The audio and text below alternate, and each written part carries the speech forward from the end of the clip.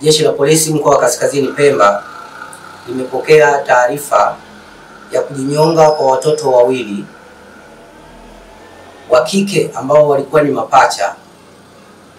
wenye umri wa miaka 11 ambao walikuwa wanasoma darasa la 5 katika skuli ya Kizimbani, wilaya ya Wete. Tukio hilo la kujinyonga la watoto tumelipokea jana tarehe 17 mwezi wa 11 mwaka 2025 saa 4:30 asubuhi, ambalo lilitokea huko katika kijiji cha Kwale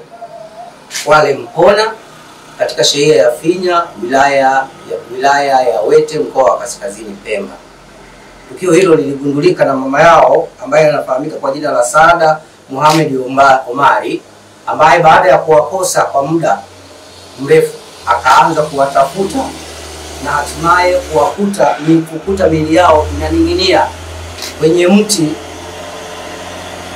juu ya mti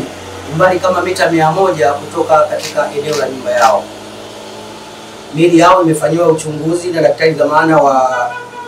hospitali ya wilaya ya Wete iliyoko Kinyasini, na wamekabidhiwa ndugu wa marehemu kwa ajili ya taratibu zingine za maziko.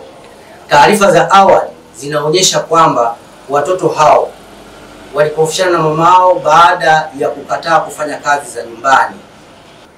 ndipo wakawa wanalazimishwa na mama yao, na ndipo wakaondoka kabisa katika eneo lile la mama yao, na huko ndipo walipokwenda kujinyonga hadi kufa.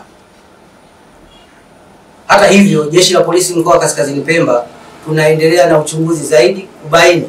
kama tukio hilo kweli lilisababishwa tu na sababu hiyo ya watoto hao kugombana na mama yao mzazi, au kuna chanzo kingine ambacho kilipelekea watoto hao kujinyonga.